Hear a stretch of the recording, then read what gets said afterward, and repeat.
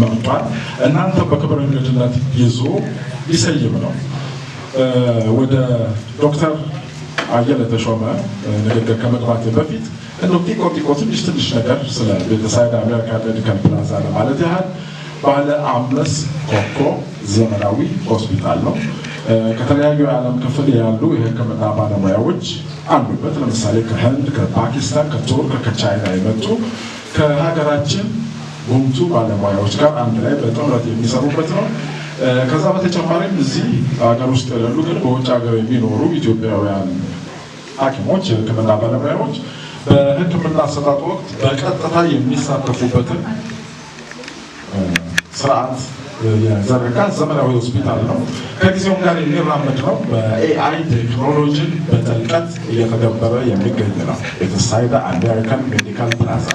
እኔ ጥንጥዬ ይችን ያህል ካልኩ የሆስፒታሉን ዋና ስራ አስፈጻሚ ዶክተር አየለ ተሾመን ልጋብዝ። አመሰግናለሁ። እንኳን ደህና መጣችሁ። ስቴሊ አምባሳደር ኢንጂነር ስለሺ በቀለ እንዲሁም ሀሴት ደረጀ ዛሬ እንግዲህ ስንገናኝ ትልቅ ግብን ሰንቀን ነው። እንደምታውቁት ይህ ሆስፒታል ወደዚህ ከግንባታ በኋላ ስራ ጀምሮ ዛሬ 6 ወር ላይ ነው ያለ ነው። በዚህ 6 ወር ሂደት ውስጥ ምናልባት የዛሬ 2 ወር የዛሬ 2 ዓመት ብዙዎቻችሁ ሰምታችሁ ከሆነ ሆስፒታል ሳይሆን ሆቴል የነበረ ቦታ ነው። የዛን ጊዜ ደግሞ ቀደም ብሎ ኮቪድ የነበረበት ዘመን ነው እና በዛ ዘመን ጄሊ ራሷ በኮቪድ ታማ ስለነበረ ኢትዮጵያ ውስጥ በነበሩ ሁሉም ሆስፒታል አማራጮች ለመታከም ባደረገችው ሂደት የሚጠብቀውን ያክል ስታንዳርድ ወይም ደግሞ አገልግሎት ባለማግኘቷ ይሄ ከተማ የሀገር ከዚህ የተሻለ የሆስፒታል አገልግሎት ይገባዋል በሚል በራሷ ተነሳሽነት ይህንን ሆቴል ወደ ሆስፒታልነት ቀይረው ነው እንግዲህ ከ2 ዓመት የእድሳት ስራ በኋላ በዚህ ደረጃ ሆነው እያገኘን ያለው። እንግዲህ ሆስፒታል ሲባል ሆስፒታል ብቻ አይደለም። ምናልባት እጁን አግኝታችሁ አይታችሁት ከሆነ ዞር ብላችሁ የምርመራ አቅሙ በጣም ከፍተኛ የሆነ በሁሉም የኢሜጂንግ አገልግሎቶቹ ዘመኑ ልጆቹ ዛሬ ላይ ተደራሽ በዓለም ላይ ያሉ ቴክኖሎጂዎችን በተለይ ደግሞ የአርቲፊሻል ኢንተለጀንስ ኢንሃንስመንት ያላቸው ከፍተኛ አቅም ያላቸው ሲቲ ስካን፣ የማራይ የአጥንት ግግት መለኪያ ወይም ቦንድ ሲቲ ስካን የምንለው ማሽን፣ ማሞግራም፣ አልትራሳውንዶችም እንዲሁ ምናልባት የሰውን ኢንፑት ባሳነሰ መልኩ ራሱ በአርቲፊሻል ኢንተለጀንስ የታገዘ ከፍተኛ አቅም ያላቸው የሕክምና መሳሪያዎች የተገጠሙለት ሆስፒታል ነው። የመኝታ ክፍሎቹ በጣም ዘመናዊ በሁሉም ደረጃ ያሉ የጽኑ ሕክምና ክፍሎቹ፣ የኦፕራሲዮን አገልግሎቱ ዛሬ ዘመኑ የደረሰበትን እዚህ ብቻ ሆነ ሳይሆን በሩቅም የኦፕራሲዮን አገልግሎት መስጠት በሚያስችል ደረጃ ቴክኖሎጂዎች የተገጠሙለት ባለሙያዎች ከቅርብም ከሩቅም እዚህ ካሉ ባለሙያዎች ጋር በጋራ የሚሰሩበት እድል የሚሰጥ ባለ ዘመናዊ የሕክምና መሳሪያ የተገጠመለት ነው ማለት ነው። ከዛም ባለፈ በጣም ዘመናዊ በአርቲፊሻል ኢንተለጀንስ የሚደገፍ ማንኛውም የደም ስር ችግሮች ከልብ እስከ ማንኛውም የሰውነታችን ክፍል ድረስ በመሄድ ያሉ ችግሮችን ራሱ ለይቶ ራሱ ሕክምና መስጠት የሚያስችል ዘመናዊ የካንሰራይዜሽን ማሽን ያለው ሆስፒታል ነው።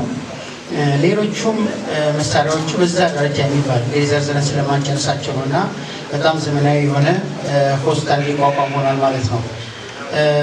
ይሄ ብቻ አይደለም። ይሄ እንዳያችሁት የሜዲካልና የሰርጂካል ፕላዛ ነው።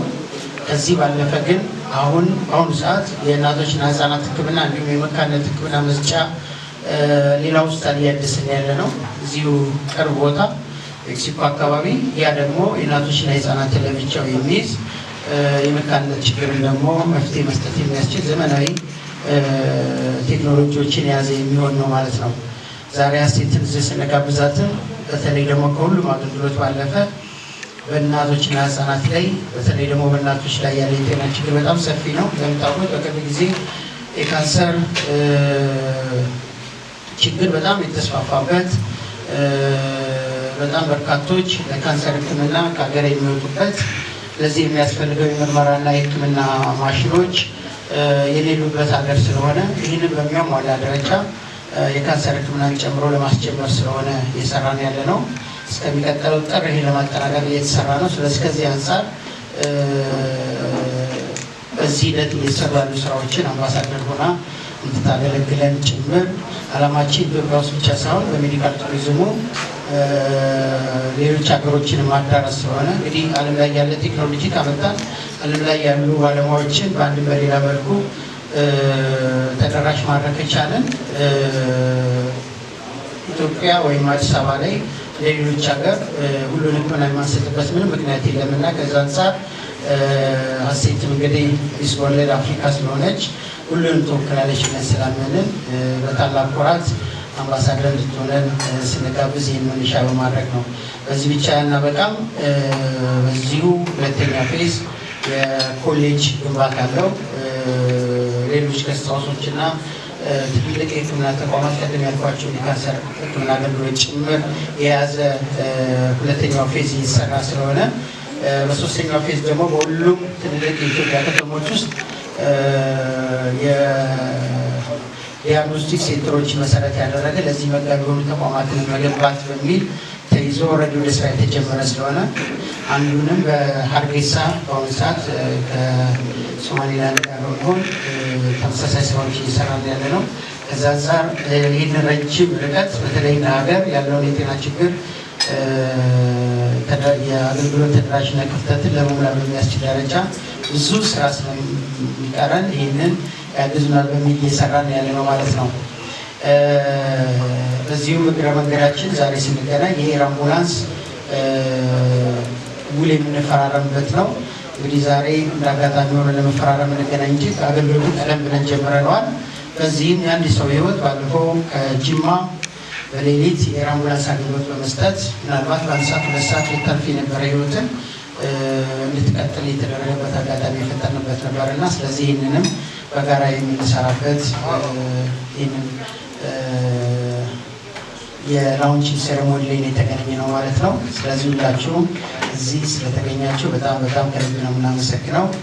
አመሰግናለሁ።